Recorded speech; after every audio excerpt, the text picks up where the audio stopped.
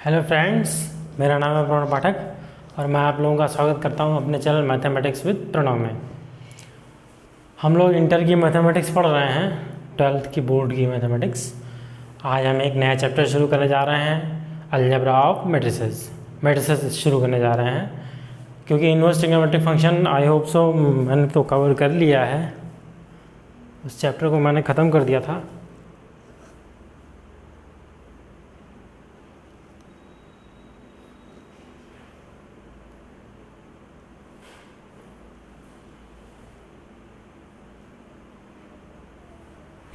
Chapter को मैंने ख़त्म कर दिया था। आई होप सो कि आपने कवर कर लिया होगा, सवालों को लगा लिया होगा, अपने प्रॉब्लम्स आप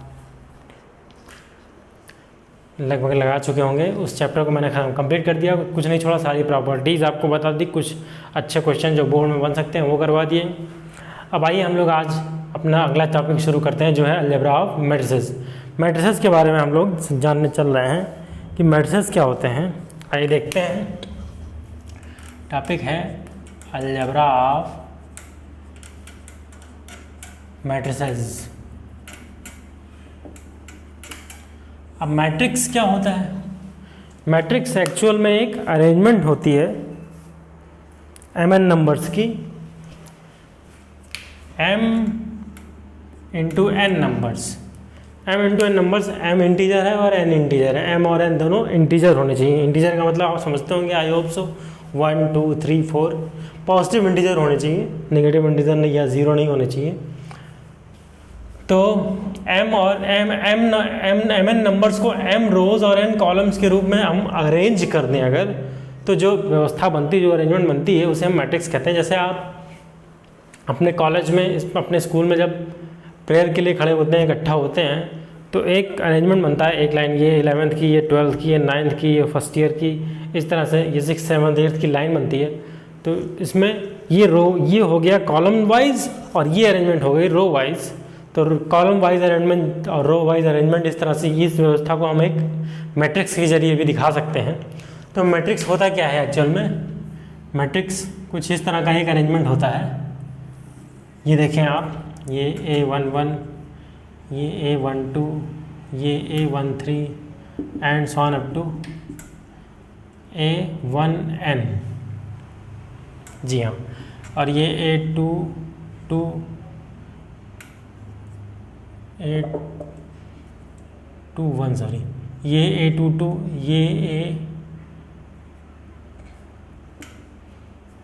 ये A कुछ गड़बड़ हो रहा है क्या?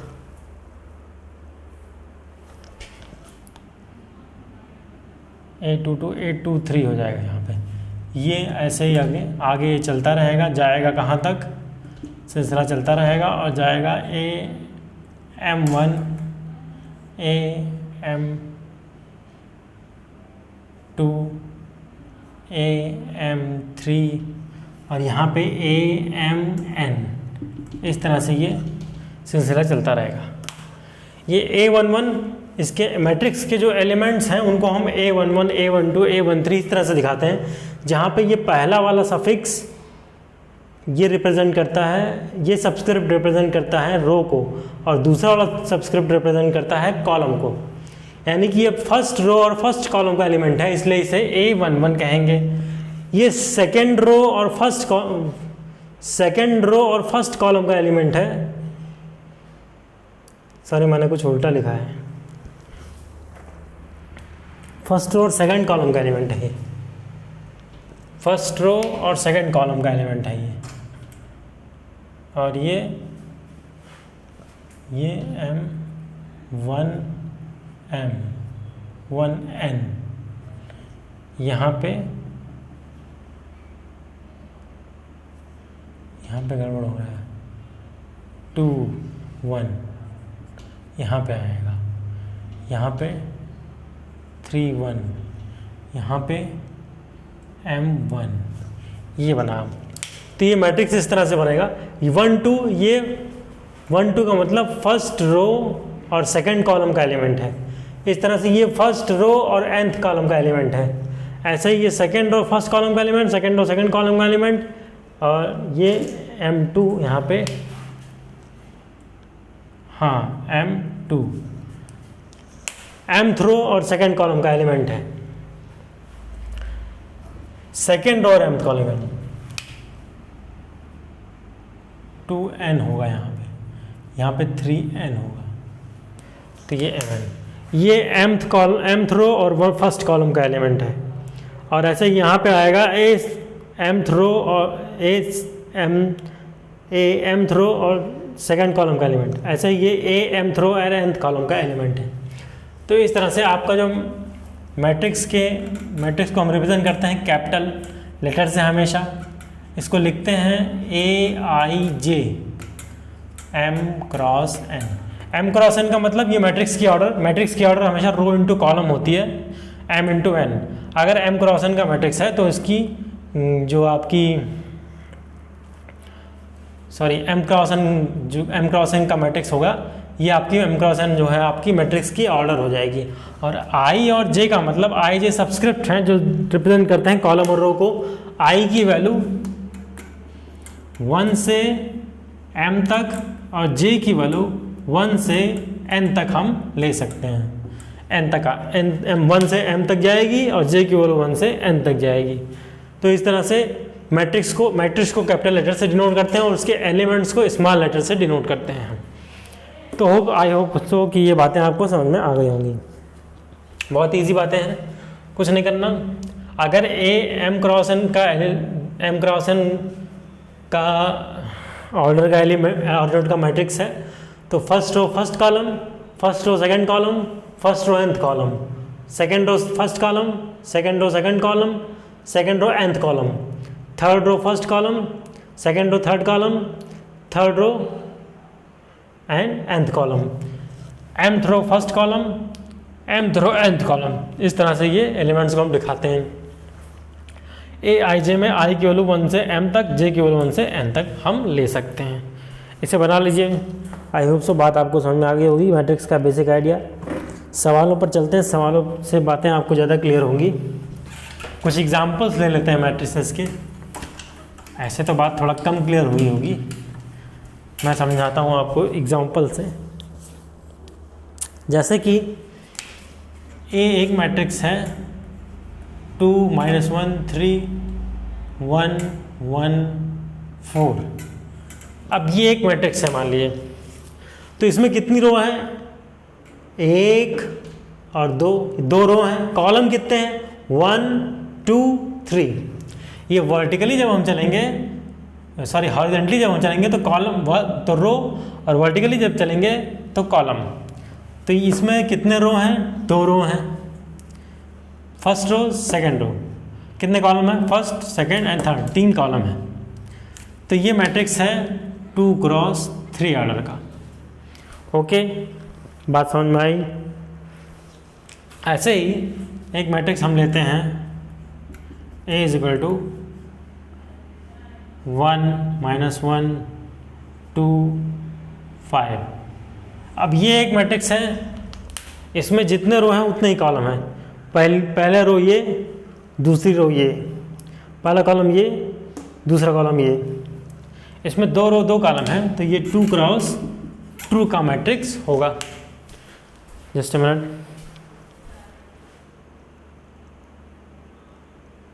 सब कुछ सही चल रहा है, हम आगे प्रोसीड कर सकते हैं। तो अलजेब्रा ऑफ मैट्रिसेस में मैं आपको समझा रहा हूँ मैट्रिसेस का बेसिक। तो इस तरह से ये 2 क्रॉस 2 का मैट्रिक्स, इसमें 2 रो और 2 कॉलम है। बातें समझ में आई? आई होप सो बातें आपको समझ में आ गई होंगी। अब आइए सवालों की ओर चलते हैं। या पहले इसमें हम मैट्रिक्स के एलिमेंट्स लिख के दिखा देते हैं। जैसे कि इसमें A11 क्या है? 1 है, फर्स्ट रो फर्स्ट कॉलम का एलिमेंट। A12 फर्स्ट रो और सेकंड कॉलम का एलिमेंट, यानी कि -1। यहाँ पे A second row first column 2, second row second column ये 5, ये हुआ। ऐसे यहाँ पे भी आप A11 A12 A21 A22 आदि लिख सकते हैं आप। आइए लिखा जाए। तो इसमें है A1 कितना है? 2। A12 कितना है? -1। A13 कितना है? 3। 3 है। A 21 कितना है? 1 है। A22 कितना है? 1 है। और A23 कितना है? 4 है। चेक कर लीजिए आप। A11 इजकल टू 2, यहाँ से A13 यानी फर्स्ट और सेकंड कॉलम का एलिमेंट ये हुआ -1, A13 यानी फर्स्ट और थर्ड कॉलम का एलिमेंट तो ये A13 यानी कि 3 हुआ। फिर A21 यानी कि सेकंड रो और फर्स्ट कॉलम का एलिमेंट ये 1 हुआ। फिर सेकंड रो और सेकंड कॉलम का एलिमेंट 1, ये 1 हुआ A22। फिर A23 4 है। ओके, बातें समझ में आई होप सो बात आपको अब क्लियर हो गई होगी कि मैट्रिक्स में एलिमेंट्स को हम कैसे लिखते हैं। पहले जो हम लिखते हैं A11 A12, इसमें पहला वाला सब्सक्रिप्ट हमेशा रो को रिप्रेजेंट करेगा, सेकंड वाला सब्सक्रिप्ट हमेशा कॉलम को रिप्रेजेंट करेगा। ये बात आप याद रखिए, आपको याद करना होगा, रो इनटू कॉलम। और मैट्रिक्स का ऑर्डर जो लिखा जाता है वो हमेशा रो इनटू कॉलम के फॉर्म में लिखा जाता है। यहाँ पे रो 2 है, 2 रोज हैं, 3 कॉलम्स हैं, 1 2 3, 2 रोज 1 2, 2 इंटू 3, रोज इंटू कॉलम के रूप में। इसमें 2 रो हैं, 2 कॉलम है तो 2 into 2। Okay, I hope so बात आपको क्लियर हो गई अब तक। अब आइए चलते हैं सवालों की ओर। ये कुछ अच्छे बेसिक कॉन्सेप्ट्स हैं, उनको आप अच्छे से समझ लें, बैक जाके आप इन्हें फिर से समझ सकते हैं अगर आपको समझ में ना आया हो तो। अब ये कह रहा है construct a 3x4 matrix whose elements are given by 3x4 question है। 3x4 का मैट्रिक्स बनाइए जिसके एलिमेंट्स आई जे हैं, आई माइनस जे, आई प्लस जे। 3x4 का एक ऐसा मैट्रिक्स बनाइए जिसके एवरी एलिमेंट आई प्लस जे से डिनोट होते हैं। आई प्लस जे का मतलब आई इजकल टू 1 to m तक और जे इजकल टू 1 to n तक। तो यहाँ पे आई की वैल्यू जो होगी वो होगी 1 2 और 3, क्योंकि आई रिप्रेजेंट करता है रो को और रो यहाँ पर 3 है। और कॉलम यानी जे ये होगा 1 2 3 4 तक जाएगा, जे इजकल टू 4 तक जाएगा, कोई कॉलम की वैल्यू 4 है। यानी 4 कॉलम और 3 रोज का एक मैट्रिक्स हमें डिज़ाइन करना है। तो आइए पहला एलिमेंट होगा A11 जो कि है आई प्लस जे यानी कि 1 + 1 यानी कि 2। फिर A12 ये कितना होगा, चूँकि A12 1 2 तक जा सकता है, ए पहली रो दूसरा कॉलम तो 1 + 2 3 हुआ। फिर A first row third column 1 + 3 4। फिर A first row fourth column ये हो जाएगा 1 + 4 दैट इज 5। फिर A21 second row first column 2 + 1 that is 3। फिर A second row second column that is 2 + 2 4। फिर A second row third column यानी कि 2 + 3 यानी कि 5। फिर A24 second row fourth column यानी कि 2 + 4 यानी कि 6। अब थर्ड कॉलम में आ जाइए, थर्ड रो फर्स्ट कॉलम तो 3 + 1 = 4। फिर A32 3 + 2 यानी कि 5। फिर A33 यानी कि 3 + 3 6। फिर A34 यानी कि 3 + 4 = 7। तो ये बने हमारे एलिमेंट्स। अब इन एलिमेंट्स से एक मैट्रिक्स हमको बनाना है, तो आइए मैट्रिक्स बनाते हैं। A = इसमें कितने रो होंगे, 3 रो होंगे और 4 कॉलम होंगे। 3 रो 1 1 A11 है 2, यहाँ से A21 है 3, A31 है 4, A12 है 3, A22 है 4, A32 है 5, A13 है, सॉरी कुछ गड़बड़ हो रहा है क्या?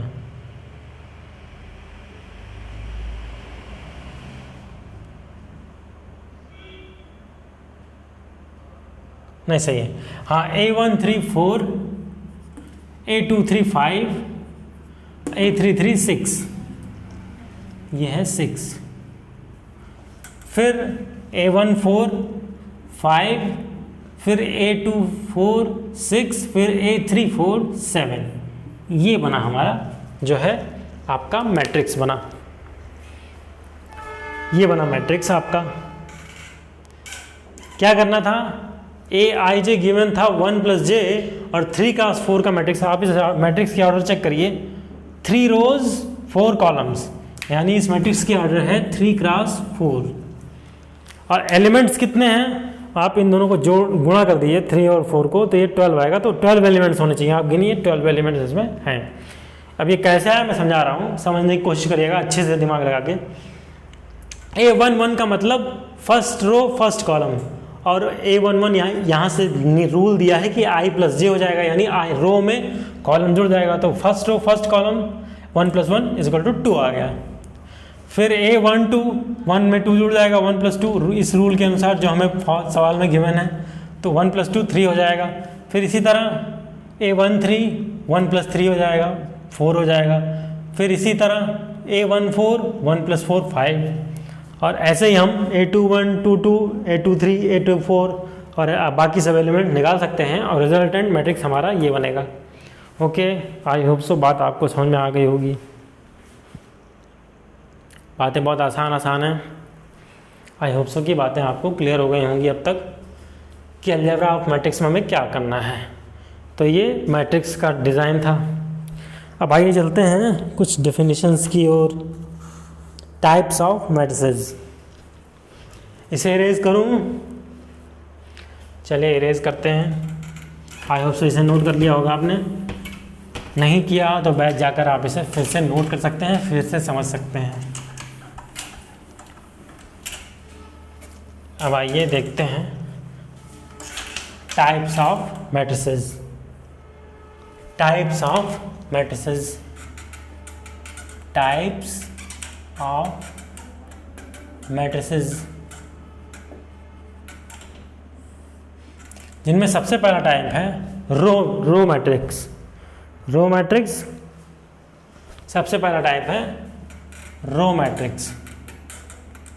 रो मैट्रिक्स ये क्या होता है? रो मैट्रिक्स एक ऐसा मैट्रिक्स होता है जिसमें केवल एक रो होती है, जैसे कि 1 2 3 1 2 3। ये एक ऐसा मैट्रिक्स है जिसमें रो केवल एक है, कॉलम तो 3 है लेकिन रो एक है। और इसी तरह ऐसे ही 2 5, इसमें भी रो एक ही है, कॉलम 2। तो जिसमें रो हमेशा एक हो, एक रो हो, उसे रो मैट्रिक्स। और ऐसे ही कॉलम मैट्रिक्स क्या होता है? ऐसा मैट्रिक्स जिसमें हमेशा एक ही कॉलम हो, 1 1 2 3 7 3 और 1 7 5 6, जिसमें केवल एक ही कॉलम हो। रो चाहे जितने हो सकते हैं, रो से हमसे मतलब नहीं है, कॉलम से मतलब है। कॉलम एक होना चाहिए, कॉलम अगर एक है तो वो कॉलम मैट्रिक्स, और रो अगर एक है तो वो रो मैट्रिक्स। वन रो है तो रो मैट्रिक्स, 1 कॉलम है तो कॉलम मैट्रिक्स। इतनी बात समझ में आई? आई होप सो बात आपको समझ में आ गई होगी। अब आइए जो सबसे इंपॉर्टेंट मैट्रिक्स है वो हम पढ़ने चल रहे हैं, वो है स्क्वायर मैट्रिक्स। इसी पर आपकी पूरी मैथमेटिक्स रिवॉल्व करती है, मैट्रिक्स अलजेब्रा की। स्क्वायर मैट्रिक्स, स्क्वायर मैट्रिक्स क्या है? स्क्वायर मैट्रिक्स एक ऐसा मैट्रिक्स है जिसमें जितने रो हों उतने ही कॉलम हों। यानी कि अगर m क्रॉस n का मैट्रिक्स है तो इसमें m = n होना चाहिए। जैसे कि एग्जांपल के लिए मैं आपको बताता हूँ, ये है 1 2 3 4, ये एक स्क्वायर मैट्रिक्स है क्योंकि इसमें 2 रो हैं 2 कॉलम हैं। ये 2 × 2 का स्क्वायर मैट्रिक्स है। ऐसे ही हम 3 × 3 का स्क्वायर मैट्रिक्स लिख सकते हैं, 1 2 3 3 2 1 2 3 1। ये 3x3 का स्क्वायर मैट्रिक्स है क्योंकि इसमें 3 रोज और 3 कॉलम हैं, 3 ही रोज हैं और 3 ही कॉलम हैं, इसलिए इसे हम स्क्वायर मैट्रिक्स कहते हैं। स्क्वायर मैट्रिक्स में जितने रोज होते हैं उतने ही कॉलम होते हैं, इसलिए उसे हम स्क्वायर मैट्रिक्स कहते हैं, क्योंकि एक स्क्वायर फॉर्म होता है। आप देखिए जितने रो उतने कॉलम अगर है तो मैट्रिक्स क्या फॉर्म करेगा, एक स्क्वायर फॉर्म करेगा, इसलिए हम उसे स्क्वायर मैट्रिक्स कहते हैं।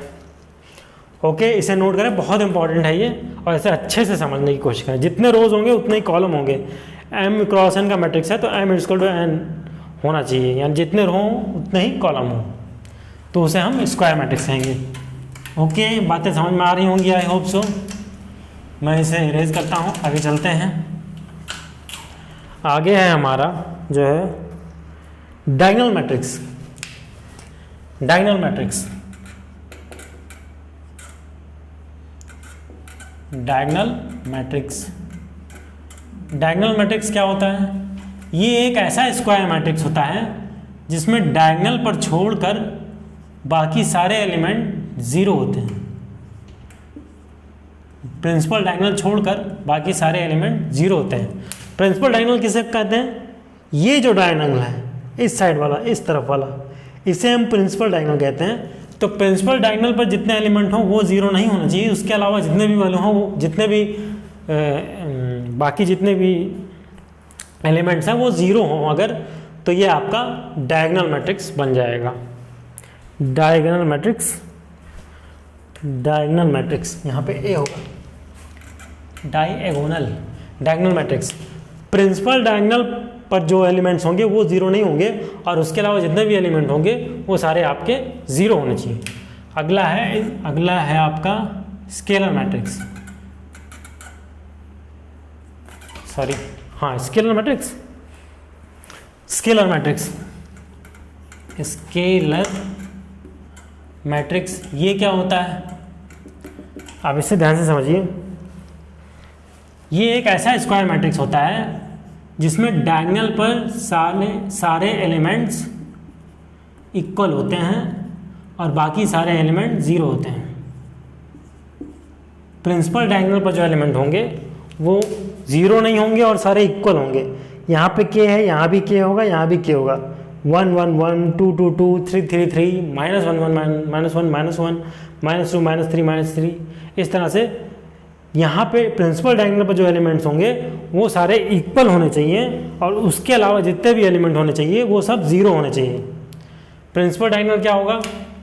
जैसे अगर ये स्क्वायर मैट्रिक्स है तो यहाँ से ये ऐसे, ये प्रिंसिपल डायगोनल होगा, इसे हम प्रिंसिपल डायगोनल कहते हैं। ओके, बातें आपको समझ में आ रही होंगी, आई होप सो की बातें आपको समझ में आ रही हैं। आज बेसिक बातें हो रही हैं मैट्रिसेस की। तो डायगोनल मैट्रिक्स क्या होगा? डायगोनल मैट्रिक्स एक ऐसा मैट्रिक्स होगा जिसमें प्रिंसिपल डायगोनल पर जो एलिमेंट होंगे वो जीरो नहीं होंगे, और उसके अलावा जितने भी एलिमेंट होंगे मैट्रिक्स में वो सब जीरो होंगे। फिर स्केलर मैट्रिक्स आता है। स्केलर मैट्रिक्स ऐसा मैट्रिक्स होता है जिसमें इस प्रिंसिपल डायगोनल पर जो एलिमेंट्स होंगे वो ज़ीरो नहीं होंगे और इक्वल होंगे, और उसके अलावा जितने एलिमेंट्स होंगे वो सारे ज़ीरो होंगे। लास्ट है आपका एक बहुत ही इंपॉर्टेंट कॉन्सेप्चुअल मैट्रिक्स है, जिसे अच्छी तरह से दिमाग में बैठा लीजिए। वो है आपका यूनिट मैट्रिक्स और आइडेंटिटी मैट्रिक्स। आइडेंटिटी मैट्रिक्स और यूनिट मैट्रिक्स, ये क्या होता है? प्रिंसिपल डायगोनल पर जितने एलिमेंट हों वो सब 1 होने चाहिए, और उसके अलावा सारे एलिमेंट 0 होने चाहिए। मैंने कहा प्रिंसिपल डायगोनल पर जितने एलिमेंट हों वो सब 1 होने चाहिए। कितने होने चाहिए? 1, ओनली 1, और उसके अलावा जितने भी एलिमेंट हैं वो सब 0 होने चाहिए। प्रिंसिपल डायगोनल पर सारे एलिमेंट 1 होने चाहिए। ये 3x3 का स्क्वायर, 3x3 का यूनिट मैट्रिक्स है। 2x2 का यूनिट मैट्रिक्स कैसे लिखेंगे? 1 1 0 0। ये 2x2 का स्क्वायर मैट्रिक्स है। इसी तरह 4x4, 5x5 के स्क्वायर मैट्रिक्स, आइडेंटिटी मैट्रिक्स लिखे जा सकते हैं। इसे I3 भी बोल सकते हैं और इसे I2 भी बोल सकते हैं। ये मैथमेटिक्स में बहुत बेसिक मैट्रिक्स है, बहुत ज़्यादा यूज़ इनका मैट्रिक्स में होगा, इसलिए आप इन्हें अच्छे से समझें। प्रिंसिपल डायगोनल पर जो एलिमेंट होंगे वो 1 होंगे, और उसके अलावा जितने वैल्यू होंगे वो 0 होंगे। यहाँ पर भी देखिए प्रिंसिपल डायगोनल पर जो वैल्यूज है वो 1 है और बाकी सारी वैल्यूज 0 हैं। आई होप सो यहाँ तक बातें आपको क्लियर हो गई होंगी। आज की क्लास को मैं यहीं रोकूंगा, मिलते हैं कल, तब तक के लिए गुड नाइट।